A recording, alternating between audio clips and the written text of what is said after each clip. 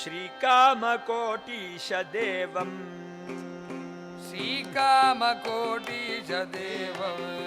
भक्तहृत्पद्मसूर्यं विनम्रो भजेऽहम्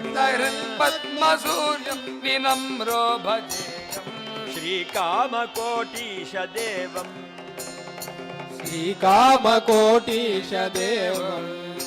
भक्तहृत्पद्मराजं नमन्तम् योगलिङ्गं च नित्यं सुमैरर्चयन्तम्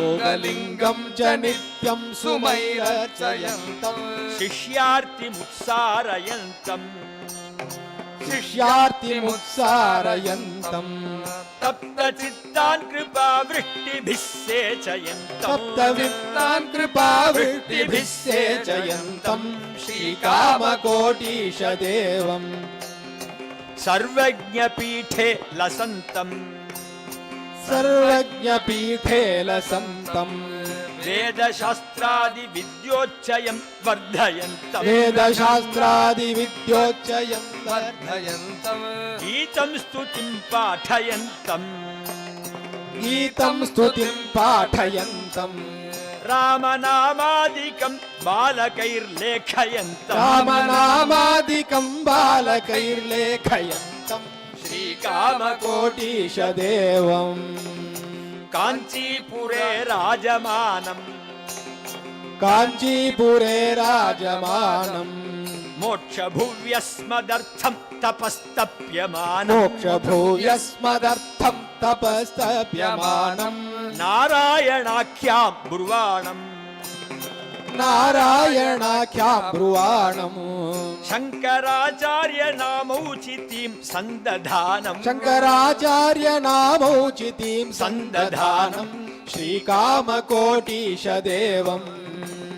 श्रीमातुरङ्केशयानम् बालभावेन निष्कल्मषं भाषमाणम् कीर्तिश्रिया वर्धमानम् वृद्धकालेऽपि कृत्यं सदा तिष्ठमानम्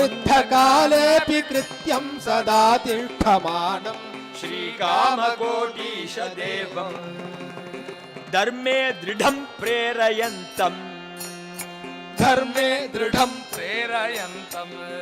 सर्वतः प्रातिकूल्येऽपि धैर्यं सुवन्तम् दुर्वासनाः सन्तु दन्तम् शान्ततायुक्तमस्मत्प्रदानान् मृजन्तम् श्रीकामकोटीशदेवम् चित्तस्य शुद्धिं विधेहि